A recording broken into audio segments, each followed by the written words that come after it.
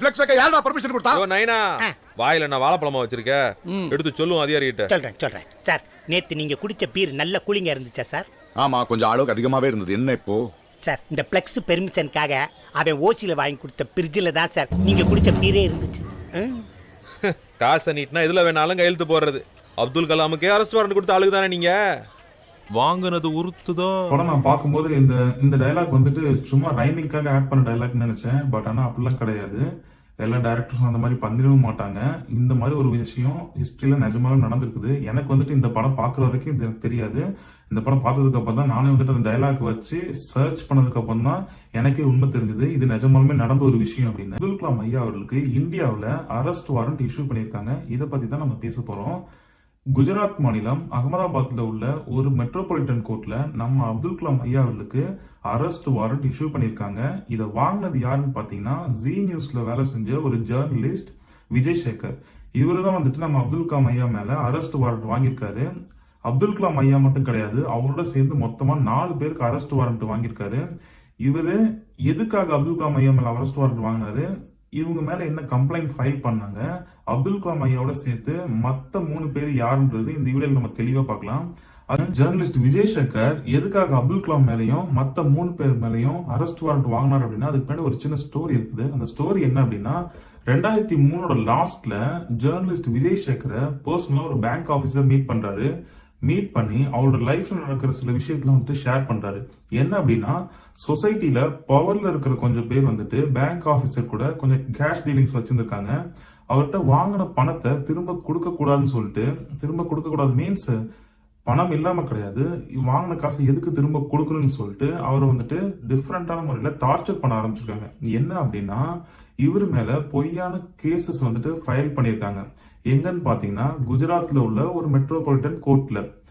இவர் மேல பொய்யான கேசஸ் மட்டும் கிடையாது, இவர் மேலையும் இவங்க ஃபேமிலி மெம்பர்ஸ் மேலையும் அரெஸ்ட் வாரண்ட் வரைக்கும் இஷ்யூ பண்ணியிருக்காங்க. நம்ம பேங்க் ஆபீசர் என்ன சொல்றாரு அப்படின்னா இது வரைக்கும் குஜராத் இவர் போனது கூட கிடையாதாமா.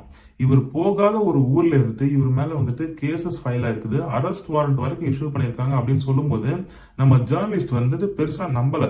எந்த விதமான ப்ரூஃப்மே இல்லாம எப்படி வந்துட்டு ஒரு கோர்ட்ல வந்துட்டு அரெஸ்ட் வாரண்ட் வரைக்கும் இஷ்யூ பண்ணுவாங்க அப்படின்னு சொல்லிட்டு ஒரு டவுட்டோட பேசிட்டு இருந்திருக்காரு பேங்க் ஆபீசர் கிட்ட. அதுக்கு நம்ம பேங்க் ஆபீசர் திரும்ப என்ன ரிப்ளை பண்ணிருக்காங்கன்னா அந்த அளவுக்கு உங்களுக்கு பெருசா நம்பிக்கை இல்லை அப்படின்னா நீங்களே வந்துட்டு இதை ட்ரை பண்ணி பாருங்க அப்படின்னு சொல்லியிருக்காரு. நம்ம ஜேர்னலிஸ்ட் என்ன பண்ணிருக்காரு அப்படின்னா இவர் சொன்னது வந்துட்டு ஒரு பாதி நம்பிக்கையோட இவர் கிளம்பி குஜராத் போறாரு. குஜராத்ல அகமதாபாத்ல உள்ள அந்த மெட்ரோபாலிட்டன் கோர்ட் வரைக்கும் போயிட்டு அங்க ஒரு அட்வொகேட்டை மீட் பண்றாரு. எந்த லிங்க்குமே கிடையாது, சும்மா சாதாரணமா கிளம்பி போயிட்டு அவர் மீட் பண்றாரு. மீட் பண்ணிட்டு இது மாதிரி ஒரு ஸ்டோரி ஒன்னே கிரியேட் பண்றாரு. இது மாதிரி என்னோட பிசினஸ் பார்ட்னர்ஸ்லாம் வந்துட்டு என்ன ரொம்ப ஏமாத்திட்டாங்க, அவங்களாம் சும்மா விடக்கூடாது, அவங்க மேல வந்துட்டு ஏதாச்சும் பண்ணணும், கேஸ் ஃபைல் பண்ணணும், இந்த மாதிரி அரெஸ்ட் வாரண்ட் வரைக்கும் வாங்கணும் அப்படின்ற மாதிரி சும்மா ஒரு டிராமா கிரியேட் பண்ணியிருக்காரு. அதுக்கு வந்துட்டு அந்த அட்வொகேட்டும் வந்துட்டு அவர் கிரீன் சிக்னல் கொடுத்துட்டாரு. கிரீன் சிக்னல் கொடுத்துட்டு இந்த அட்வொகேட் வந்துட்டு சீனியர் அட்வொகேட்ஸ் கூட்டிட்டு போறாரு. கூட்டிட்டு போனதுக்கு அப்புறம் அவங்களும் எல்லாமே பேசுறாங்க. சம் ப்ராசஸ் எல்லாம் நடக்குது. அங்க வந்துட்டு வைஸ் பிரசிடென்ட், அந்த பார் அசோசியேஷனோட வைஸ் பிரசிடென்ட் தான் வந்துட்டு அந்த கேஸை வந்துட்டு எழுதுறாரு. எழுதும் போது யார் மேல எல்லாம் வந்துட்டு அரெஸ்ட் வாரண்ட் வாங்கணும் அப்படின்னு சொல்லிட்டு நேம்ஸ் எல்லாம் கேட்கிறாரு. இவர் நேம்ஸ் கேட்கும் போதுதான் வந்துட்டு நம்ம ஜேர்னலிஸ்ட் 4 பேரோட பேரு கொடுத்திருக்காரு. அதுல ஃபர்ஸ்ட் பேரு ஏபிஜே அப்துல் கலாம் ஐயா அவர்கள். 2வது பாத்தீங்கன்னா சுப்ரீம் கோர்ட்டோட சீஃப் ஜஸ்டிஸ் VN கரே.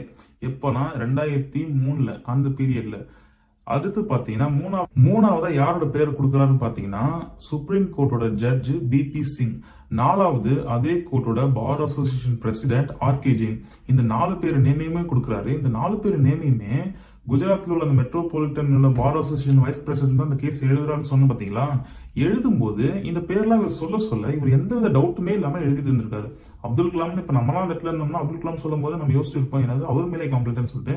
ஆனா இவர் எப்படி அதெல்லாம் யோசிக்காம கூட இந்த பேர்ல எழுதுனான்னு எனக்கு தெரியல.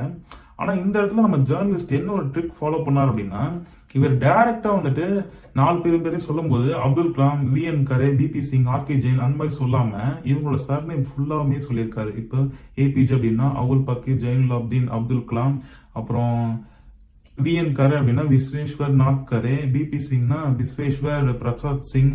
இந்த மாதிரி இவங்களோட சர்நேம் எல்லாம் சேர்த்து சொல்லவும் தான் வந்துட்டு அவங்களுக்கு எதுவும் தோணல போல, வேற யாரும் நினைச்சிருப்பாங்களாட்டுக்கு. இவரும் சொல்ல இவங்க அந்த கம்ப்ளைண்ட்டை எழுதிடுறாங்க. எழுதி இந்த கம்ப்ளைண்ட்டை வாங்கி அந்த கோர்ட்ல ப்ரொடியூஸ் பண்ணி அரெஸ்ட் வாரண்ட் வாங்குறாங்க. இந்த அரெஸ்ட் வாரண்ட்லாம் கொடுத்த மேஜிஸ்ட்ரேட்டோட பேர் வந்துட்டு மென்ஷன் ஆகல. அரெஸ்ட் வாரண்ட்லாம் வாங்குறாங்க. வாங்கி 2003 இந்த அரெஸ்ட் வாரண்ட் வைக்கிறாரு. வச்சுட்டு 2004 பாத்தீங்கன்னா சுப்ரீம் கோர்ட் கொண்டு போறாரு இந்த அரெஸ்ட் வாரண்ட். வாங்கின அரெஸ்ட் வாரண்ட் கொண்டு போய் யாரும் அரெஸ்ட்லாம் பண்ணல. இவரு அரெஸ்ட்டும் பண்ணவும் முடியாது. பட் ஆனா இந்த வாங்கின அரெஸ்ட் வாரண்ட் எடுத்துட்டு நேரா சுப்ரீம் கோர்ட் போறாரு. அரெஸ்ட் வாரண்ட்லாம் எடுத்துக்கிட்டு நம்ம ஜேர்னலிஸ்ட் சுப்ரீம் கோர்ட்ல ஒரு பொதுநல வழக்கு ஒன்று தொடர்றாரு. இந்த மாதிரி லஞ்சம் கொடுத்து 4 பேருக்கு அரெஸ்ட் வாரண்ட் வாங்கியிருக்கிறது தான். இந்த கேஸ்லாம் வந்துட்டு கடைசியில் யார் கைக்கு போகுதுன்னு பார்த்தீங்கன்னா, இவர் யார் மேலாம் வந்துட்டு அரெஸ்ட் வாரண்ட் வாங்கினாங்களோ அவங்க கையிலே தான் போகுது.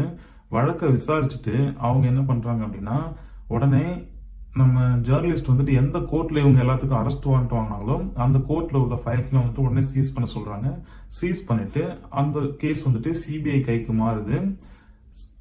அங்க மட்டும் சட்டம் தன் கடமையை செய்யல, நம்ம ஜேர்னலிஸ்ட் இருக்கார்ல இவர் மேலேயுமே வந்துட்டு என்ன ஆக்ஷன் எடுத்தாங்க அப்படின்னா, சட்டப்படி லஞ்சம் கொடுக்கறதும் தப்பு, லஞ்சம் வாங்குறதும் தப்பு. லஞ்சம் கொடுத்ததுக்காக இவர் மேலேயும் வந்துட்டு கேசஸ் வந்துட்டு ஃபைல் ஆகுது. பல வருஷங்களுக்கு அப்புறம் இவருமே அந்த கேஸ்ல இருந்துட்டு மீண்டு வராரு. நம்ம ஜேர்னலிஸ்ட் வந்துட்டு இவங்க 4 பேர் மேலேயும் வந்துட்டு அரெஸ்ட் வாரண்ட் வாங்கினார்ல, இந்த அரெஸ்ட் வாரண்ட் வாங்கினதுக்கு இவர் செலவு பண்ண அமௌண்ட் எவ்வளோன்னு பார்த்தீங்கன்னா வெறும் 40,000 ரூபாய்.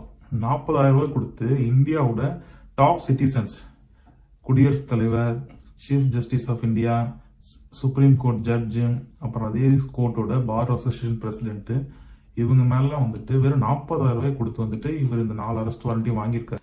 இந்த விஷயம் தான் 2004 நடந்த ஒரு ஜுடிஷியல் ஸ்கேம். உலகத்திலேயே ஊழல்கள் கம்மியா நடக்கிற நாடுகள் பட்டியலில் இந்தியா வந்துட்டு 85வது இடத்துல இருக்குது. உலகத்திலேயே மொத்தம் 195 நாடுகள் தான் இருக்குது.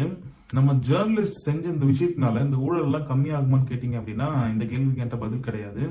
இந்த வீடியோ மூலயமா தான் நீங்க அப்துல் கலாம் ஐயா அவருக்கு அரெஸ்ட் வாரண்ட் இஷ்யூவான விஷயம் தெரிஞ்சுக்கிட்டீங்க அப்படின்னா உங்க ஃப்ரெண்ட்ஸ் கிட்டையும் கேளுங்க, அவங்களுக்கு தெரியுமா தெரியாதுன்னு. ஒருவேளை தெரியாதுன்னு சொன்னாங்கன்னா நம்ம வீடியோ ஷேர் பண்ணுங்க. இன்னொரு இன்ட்ரெஸ்டான வீடியோல பார்க்கலாம். அது வரைக்கும் பாய்.